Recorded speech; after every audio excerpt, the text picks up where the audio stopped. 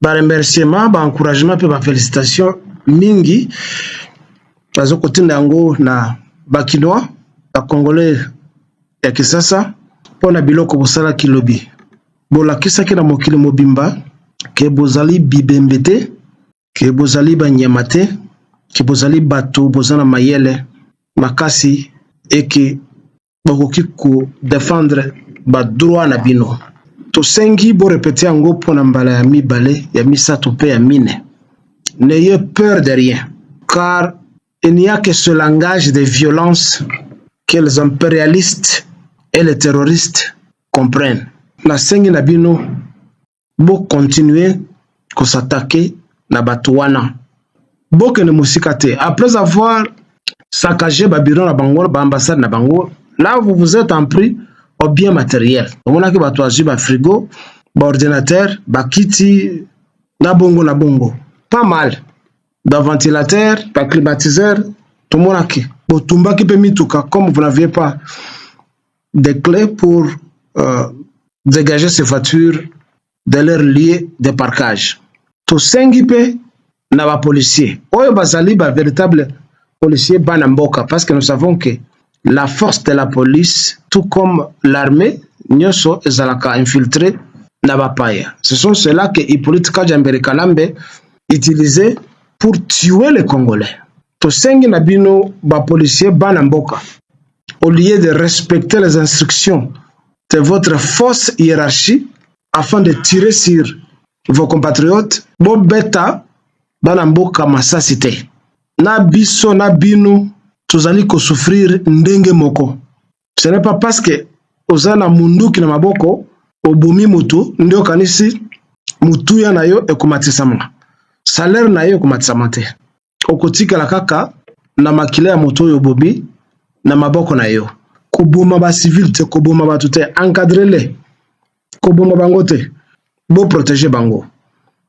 To sengi na bino sikoyo bo tourner miso na bino na ba comploteurs et les conspirateurs contre la République et le pays.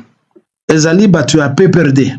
Ezali ba collaborateurs nyoso ya Kanambe qui représentait Kagame et les multinationales au pays. Bo kende copier pe ba magasin ba supermarché nyoso wana. Bo tumba biloko tout jusqu'à ce que ba sentir peu perte. Bo kote la ba mouvancier ya Kanambe nyoso na kati ya bandako na bango. Tabasele torchonele bo tumba bandako na bango. Ba Matata Mponyo, ba Kamere, ba Moïse Nyarugabo, ba Bizimana Karamu wetu, tous ces faux premiers ministres et ministres que Kanambe a remplacés. Allez aussi vous attaquer na ba faux généraux oyo Kanamba atika na kati ya mboka, des faux généraux qui ne font absolument rien, des généraux de muscles, des généraux mannequins, des généraux fanfarons. Bokene na bandako ya bato nyonso ya PPRD. Allez saccager leurs biens, leurs véhicules, na bongo. Ne vous arrêtez pas seulement na ba ambassade, na ba consulat, na ba bureau na bango. Allez aussi vous attaquer na ba soi-disant opposants, ba Sesanga, ba Fayulu, tous ces faux opposants de Moïse Katumbi. Allez attaquer ces gens. Bokene na Kingakati, allez saccager tout ce qui est là-bas pour mettre fin na orgueil des Barwandais. Allez partout dans la ville de Kinshasa et si ka Barwandais ba fanda kabo benga na bango na bandako bokene kotia bango na aéroport que les avions des Nations Unies et zong sabango et si ka bauta. Entrez dans tous les immeubles où ils sont logés. Nenge bosalaki na hôtel ya Corneille Nanga. Chassez ces gens-là. Faites tout pour vous attaquer à tous les Rwandais partout où ils se trouvent. Ce sont tous des immigrés, sans terre, sans ancêtres chez nous, sans langue chez nous. Il n'y a pas de Tutsi Congolais ni de Congolais Rwandais. Ne vous arrêtez pas là-bas. Entrez dans toutes les églises, comme le type tel que le farceur là de Walesa qui se met à danser à la vieillesse comme ça. Les prières n'ont jamais changé la donne de l'histoire na kati ya mokili. Les églises sont aussi des ambassades et des consulats des impérialistes.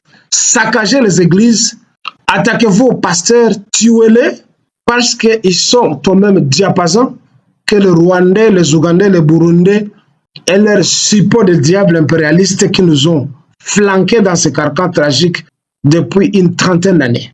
Attaquez-vous aux églises, botumba église nyoso.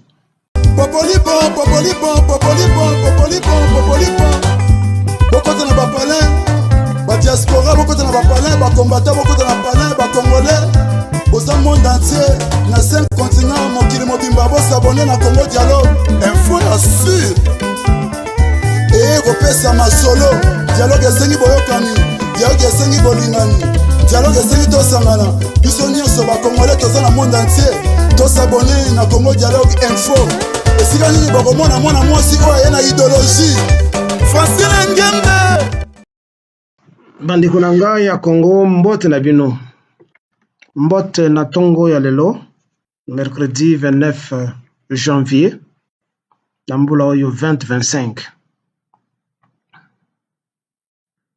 Ba remerciement, ba encouragement pe ba félicitations mingi bazo kotinda yango na bakinois, ba congolais ya kisasa pona biloko bosala ki lobby.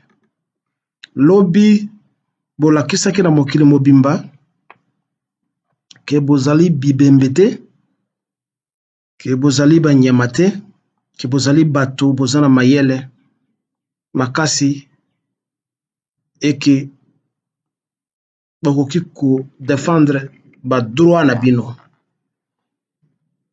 Tosengi bo répéter yango pona mbala ya mibale ya misato pe ya mine. Ça a été un soulèvement spontané, mais tolingi ekoba sekokoba. N'ayez peur de rien, car il n'y a que ce langage de violence que les impérialistes et les terroristes comprennent. Sans cela, bako continue kaka konyatela biso na makolo pe na mutu. Vous vous êtes attaqué aux ambassades de soi-disant grandes puissances, des impérialistes, de radins qui ne veulent pas partager les richesses du monde avec d'autres peuples. Kasi nasengi na bino bo continuer ko s'attaquer na batu wana. Cependant, bobo sanateke, à part ba impérialistes, ba agents locaux na bango, donc leurs agents de liaison, qui sont de chiens de garde, sont au sein de nous. Ils habitent parmi nous. Et ce sont nos propres compatriotes et d'autres gens parsemés par-ci par-là na kati ya mboka na biso. Mais mingi ezali bandeko na biso qui sont sur la liste des pays de ces impérialistes-là et de leurs services d'intelligence. Bokene musikate, après avoir saccagé Babylone na bango, ba ambassade na bango, là, vous vous êtes en pris au bien matériel. On a que ba frigo, ba ordinateur, ba kiti, na bongo. Pas mal.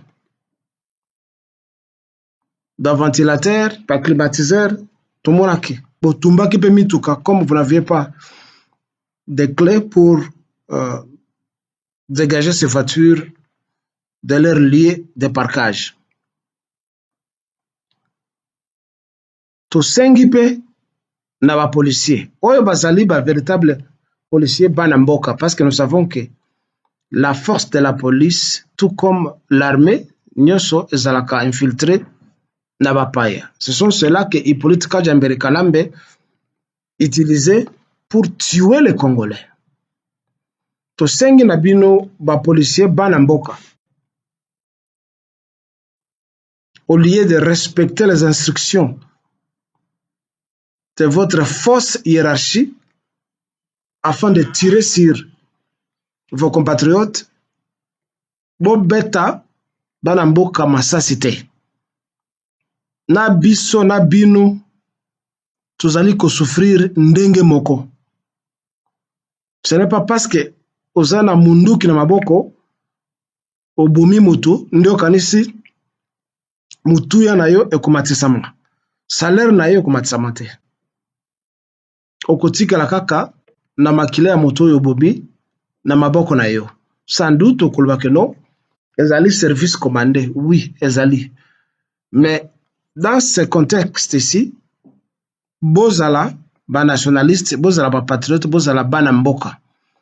Par contre, soki boyebi ba policier to ba soda o bazali mipaya na kati ya ba troupe na bino, tournez vos fusils contre eux. Bo beta ba policier da ba soda ba paya wana minduki na bino. Koboma ba civil te, koboma ba tout te, encadrez-les. Koboma bango te. Ça se passe ailleurs. Tozali na ba exemple ya ba pays mingi où les policiers encadrent les manifestants. Donc bino ba policier ko beta ba civil masasi te. Bo protéger bango. Alors après avoir attaqué ba ambassade wana et peut-être ba consulat, bana mboka tosengi na bino sikoyo bo tourner miso na bino na ba comploteurs et les conspirateurs contre la République et le pays. Ezali batu a PPRD. Ezali ba collaborateur nyoso ya Kanambe qui représentait Kagame et les multinationales au pays. Ezali batu wana baza ko gérer ba bien ya Kanambe na ya Barwande na Congo. Boyebi ke économie ya mboka est sous l'emprise des Libanais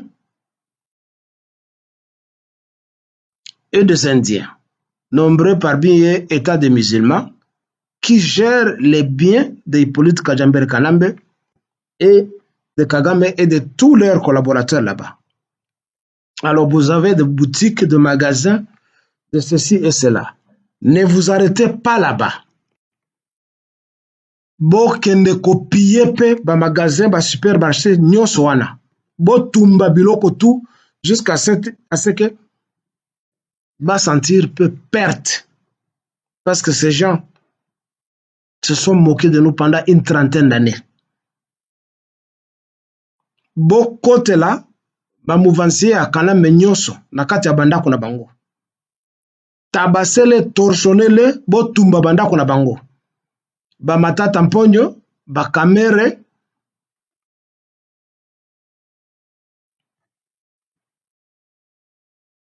ba Moïse Nyarugabo, ba Bizimana Karamu wetu, tous ces faux premiers ministres et ministres que Kanambe a remplacés. Allez aussi vous attaquer na ba faux généraux Oyo Kanamba atika na kati ya mboka, des faux généraux qui ne font absolument rien, des généraux de muscles, des généraux mannequins, des généraux fanfarons. Oyo tulingi tout le monde na front de guerre, au lieu bala kisaka ba cordelette na ba pete na bango na ba défilé. Bokene na bandako ya bato nyonso a PPRD. Allez saccager leurs maisons, allez saccager leurs biens, brûler leurs maisons, leurs véhicules, na bongo na bongo. Ne vous arrêtez pas seulement na ba ambassade, na ba consulat, na ba bureau na bango. Allez aussi vous attaquer na ba soi-disant opposants. Ba Sesanga, ba Fayulu, tous ces faux opposants de Moïse Katumbi allaient attaquer ces gens. D'autres colonnes parmi vous, Bokene na Kingakati, allaient saccager tout ce qui est là-bas pour mettre fin à l'orgueil de Barwandais. Allez partout dans la ville de Kinshasa et si Barwandais bafanda kabo bengana bango na bandako Bokene kotia bango na aéroport que les avions des Nations Unies et Zong Sabango et Sika Baouta entrent dans tous les immeubles où ils sont logés. Nenge Bosalaki na hôtel ya Corneille Nanga. Bokutaki mindele mingi, ta mercenaires mingi, chasser ces gens-là. Ce sont des malfaiteurs et des envieux. Faites tout pour vous attaquer à tous les Rwandais partout où ils se trouvent. Quoi qu'ils disent, il n'y a pas de Tutsi congolais, il n'y a pas de Congolais Tutsi. Ce sont tous des immigrés, sans terre, sans ancêtres chez nous, sans langue chez nous. Nous ne sommes pas historiquement amnésiques, nous connaissons l'histoire. Nous ne refusons pas que les étrangers vivent chez nous. Ce que nous ne voulons pas, c'est que les gens que nous avons accueillis deviennent des propriétaires terriens, alors qu'ils n'ont pas de terre, ils n'ont pas d'ancêtres, et que nous connaissons la dette à laquelle ils sont arrivés chez nous et dans quelles circonstances. Bayake pa la biso, fuyo, bitumba, na ba conflit pa na bango. Historiquement, c'est connu, c'est retracé. Qui sont-ils pour chercher à s'imposer sur nous et défenestrer notre histoire ancestrale? Il n'y a pas de Tutsi congolais ni de Congolais rwandais. Et je demande à ce que mouvement wana ya kosatake na bapaya et panzana bisika nyoso sur notre territoire du Congo, dans des provinces, dans des villages, partout où les étrangers se trouvent, que nous soupçonnons de faire du mal contre nous, nous devons les attaquer, les tuer au besoin, parce qu'eux aussi n'ont fait que nous tuer. Sans cela,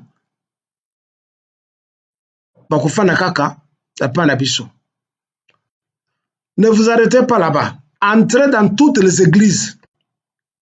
Les autres sont comme on a certains pasteurs de l'église, bakomi kobongwana sous forme d'osmose, babana ko prêcher sikoyo lit pour la supporter bawazaleno na ba FARDC, comme le type tel que le farceur là de Walesa qui se met à danser la vieillesse comme ça. Bakendeko organiser ba messe batanga ka ba sermon pour soutenir le FARDC. Les prières n'ont jamais changé la donne de l'histoire na kati ya mokili. Je demande alors aux Congolais, à part saccager les ambassades, sachez que les églises sont aussi des ambassades et des consulats des impérialistes. Parce que ce sont eux qui les sponsorisent. Allez donc d'un commun accord vous attaquer aux églises, saccager les églises, attaquez-vous aux pasteurs, tuez-les, parce qu'ils sont au même diapason que les Rwandais, les Ougandais, les Burundais et leurs suppôts de diables impérialistes qui nous ont flanqués dans ce carcan tragique depuis une trentaine d'années. Attaquez-vous aux églises, botumba église nyoso. Comme ça, on aura décousu avec eux.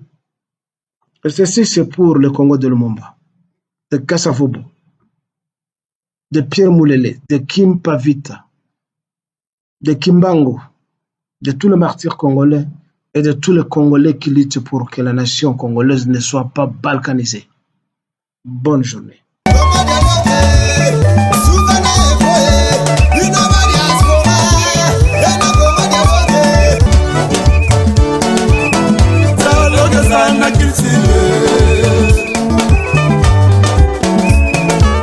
Oye na société